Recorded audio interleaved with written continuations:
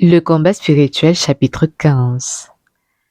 De quelques autres avis fort utiles pour savoir quelle est la manière de bien combattre, quels ennemis on doit attaquer et par quelle vertu on peut les vaincre. Vous avez vu de quelle sorte il faut combattre afin de pouvoir se vaincre soi-même et acquérir des vertus.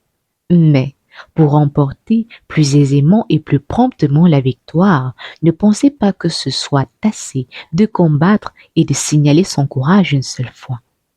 Il est nécessaire de retourner au combat, surtout contre l'amour-propre, jusqu'à ce qu'on en vienne à regarder comme ses amis ce dont on reçoit de plus cruels et de plus sanglants outrages. Si vous négligez ce combat, vos victoires deviendront difficiles, imparfaites, rares et de peu de durée. Combattez donc avec beaucoup de résolution et ne vous excusez pas sur votre faiblesse naturelle, car si vous manquez de force, demandez-en à notre Seigneur et il vous en donnera.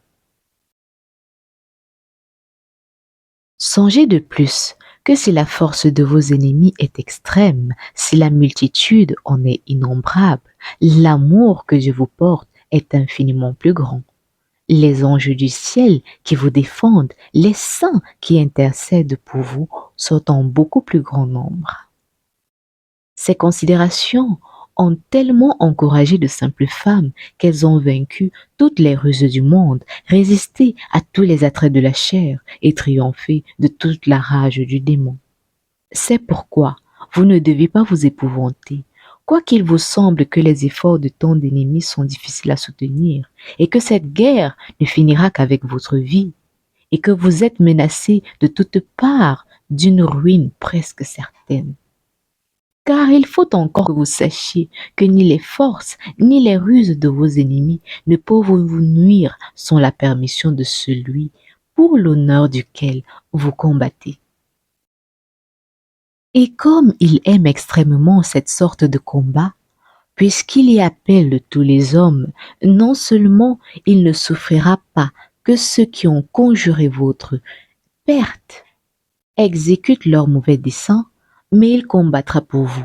Il vous donnera la victoire tôt ou tard, avec de grands avantages. Dût-il attendre jusqu'au dernier jour de votre vie? Tout ce qu'il demande de vous, c'est que vous vous défendiez vaillamment et que, quand vous seriez tout couvert de blessures, vous ne quittiez point pour cela les armes, ni ne preniez point la fuite. Au reste, pour vous exciter à bien faire votre devoir, souvenez-vous que cette guerre est inévitable et qu'il vous faut nécessairement combattre ou mourir, car enfin, vous avez affaire à des ennemis si furieux et si opiniâtres qu'il est impossible d'avoir jamais ni paix ni trêve avec eux.